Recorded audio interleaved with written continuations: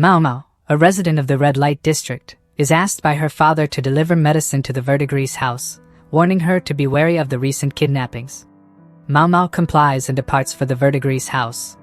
Upon arrival, she finds the brothel's madam dealing with customers excited to see Perrin, one of the 3 princesses of the house. Maomao enters the medicine room, where she begins writing while observing a wound on her left arm. Perrin enters and scolds Maomao for her wounds, which Maomao explains are the result of her usual drug experiments. As they talk, the madam enters and warns Maomao not to set off another explosion with her so-called experiments, lest she be forced to become a courtesan.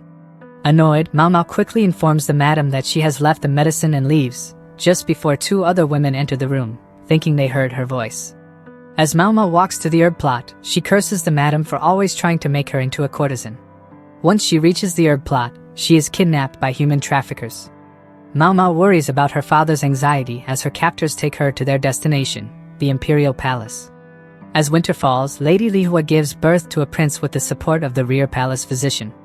Meanwhile, Lady Gyokyu rejoices at the news of the prince's safe delivery while holding her own daughter, Princess Lingli. 3 months later, Maomao frets about her father and mourns her former life as an ordinary apothecary. She reflects on how the rear palace is no different from a brothel, a garden of beautiful women meant to bear the emperor's children. No men are allowed in this garden except the emperor, his kin, and the eunuchs, individuals who were formerly male, after losing their manhood. The rear palace is a collection of 2,000 concubines and servants, and 1,000 eunuchs. Unlike the high dash, mid dash, and low-ranking concubines, serving girls like Maomao are expendable and can lose their lives at any moment. While Maomao is working, Xiaolan rushes in and asks her to read the tag on a piece of clothing. Maomao reads the tag and tells her the location of the item. She comments that most of the servants are illiterate and are only taught the bare essentials of etiquette. Although Maomao knows that she would earn more if she worked as a literate servant, her kidnappers would take the raise. While it is possible for servants to become low-ranking concubines, Maomao does not have the looks for it, so she decides to lay low and avoid trouble during her 2-year term. She also laments not being able to drink. While they are doing laundry, Xiaolan tells Maomao about a super handsome eunuch who works in the central area of the rear palace. Everyone is talking about him, and Xiaolan complains that she wants to see him. She asks Maomao if she wants to see him too, but Maomao is not interested. Meanwhile, Jinshi, Gaoshan, and the physician visit Lady Lihua because she and her 3-month-old son are not well. However, the physician cannot figure out what is wrong with either of them, much to Lady Lihua's frustration. As Jinshi and Gaoshan are leaving the Crystal Pavilion, they meet Hongyan, who takes them to the Jade Pavilion because the 6-month-old Princess Lingli is also sick and needs to be seen by the physician. However, the physician is busy attending to the prince and is not available to examine the princess. While the servants are eating lunch, they express their concern about the prince and princess being sick. Xiaolan overhears them and suddenly concludes that it must be a curse, confusing Maomao. Xiaolan explains the rumors circulating about the deaths of heirs born in the rear palace. So far, all 3 of the emperor's heirs have died from sudden illnesses. Maomao is surprised to hear this, while Xiaolan expects the same to happen to the current 2 heirs as well. Maomao asks if the heirs are actually sick, and Xiaolan confirms that the physician has visited both Lady Gyokyu and Lady Lihua. The 2 servants discuss the possibility of the emperor taking an empress. The first candidate is Lady Lihua, who recently gave birth to a son, but the emperor also favors Lady Gyokyu. The power struggle between the 2 women may be related to the curse plaguing Lady Lihua's son. Xiaolan goes on to say that Lady Lihua may be worse off because the physician is with her more often. Hearing that Lady Lihua is also sick surprises Maomao. Xiaolan says that both Lady Lihua and the prince are apparently suffering from headaches, stomachaches, and nausea, which Maomao finds odd. Xiaolan again expresses her belief that it is a curse, while Mao dismisses her as being stupid, much to Xiaolan's annoyance. Meanwhile, a weak Lady Lihua worries and frets about her son's health. Maomao is still pondering her conversation with Xiaolan, contemplating the possible causes of the headaches, stomachaches, and nausea that the prince and princess are experiencing. She considers the possibility of poisoning, but dismisses it because the princess is also sick, which would be unusual for deliberate poisoning, which is typically related to the issue of the crown imperial heir. Even after further contemplation, she cannot reach a conclusion based on rumors alone. Therefore, she decides to investigate for herself by visiting the area where the high-ranking concubines reside. She witnesses an argument between Lady Lihua and Lady Gyokyu near the Crystal Pavilion. Lady Lihua slaps Lady Gyokyu and accuses her of cursing her son because Lady Gyokyu gave birth to a daughter. Lady Gyokyu denies the accusation, stating that Lady Lihua clearly knows it is not true because her own daughter, Princess Lingli, is also sick and suffering. She explains that she arrived at Lady Lihua's residence to request the physician's assistance for her daughter. The physician is flustered by the situation, which annoys Maomao. She can clearly understand what is happening with the two concubines based on their condition and can guess why the heirs are sick. She wonders if the physician is unaware of the cause. Maomao knows that it is not a curse and tries to think of a way to discreetly inform the two concubines about the situation. She begins to search for writing materials. As Maomao contemplates leaving the palace, Jinshi, who has heard about the commotion, arrives with Gaoshun to disperse the situation. He overhears Maomao muttering something about the prince, but dismisses it as having misheard. Later, while walking around the Crystal Pavilion, she notices a flower with a piece of cloth tied to it on the windowsill. She ignores it and throws it away. Not even a month later, the prince passes away. Maomao is saddened by the news, knowing that she failed to save his life. Meanwhile, Jinshi and Gaoshun visit the Jade Pavilion, where Lady Gyokyu presents Jinshi with a piece of cloth that was tied to a rhododendron flower and left on the windowsill. She had received the flower on the same day she had the argument with Lady Lihua at the Crystal Pavilion. The message on the piece of cloth read, "The white face powder is poison. Don't let the baby touch it."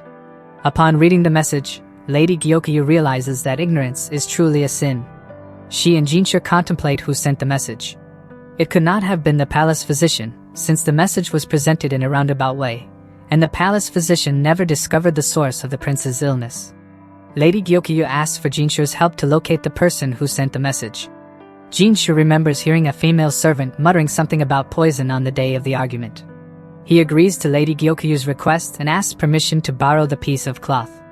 On a later day, Xiaolan informs Maomao that the emperor has been visiting Lady Gyokyu frequently to show his love for the surviving princess.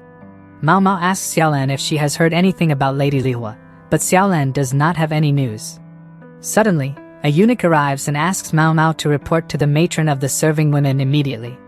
Maomao is unhappy about the situation, as it is not common for a high-ranking official to summon the serving girls.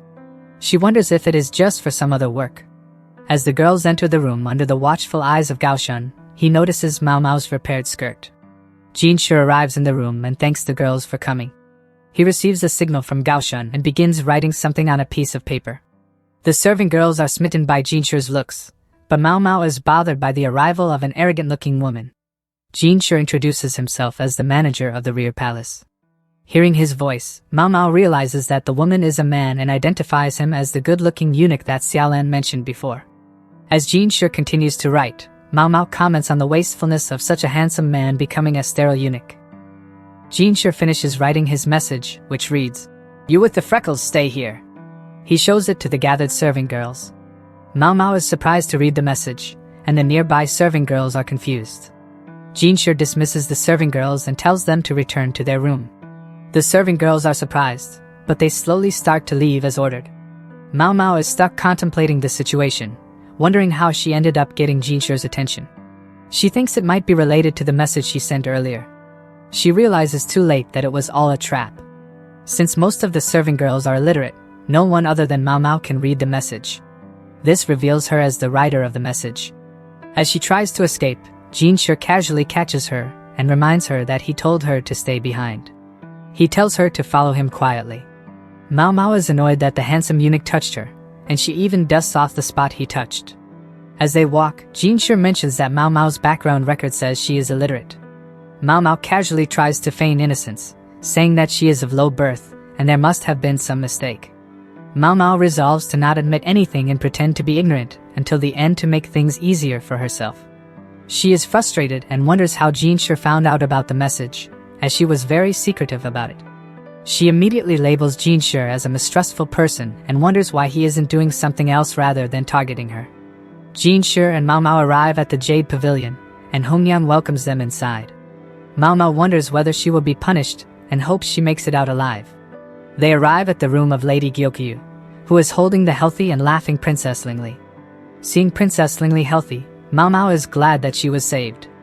Lady Gyokyu thanks Maomao for saving the life of her daughter, which makes Maomao flustered. She says that she isn't worthy of such kindness.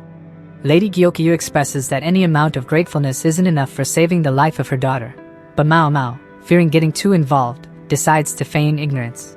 She says that they must have mistaken her for someone else, which confuses Lady Gyokyu. Jinshur steps in and says that Maomao provided him with the message written on the cloth.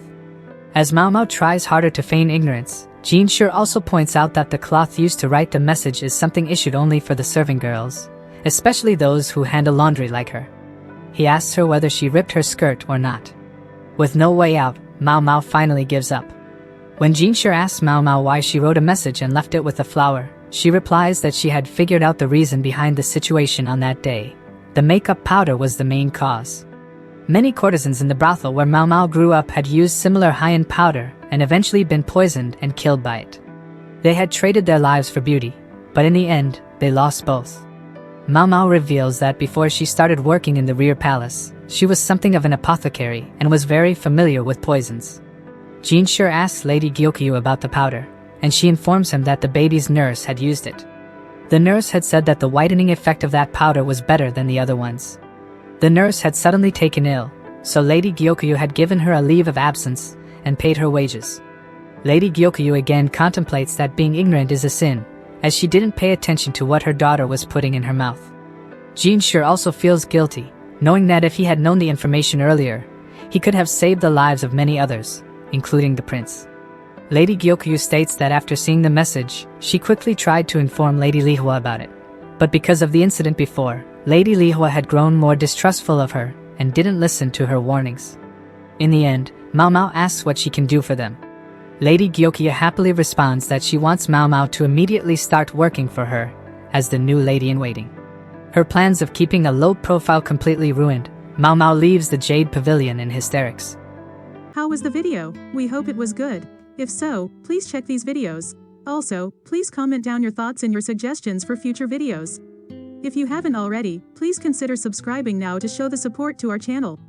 We hope to see you soon with another video right in this channel. Have a nice day.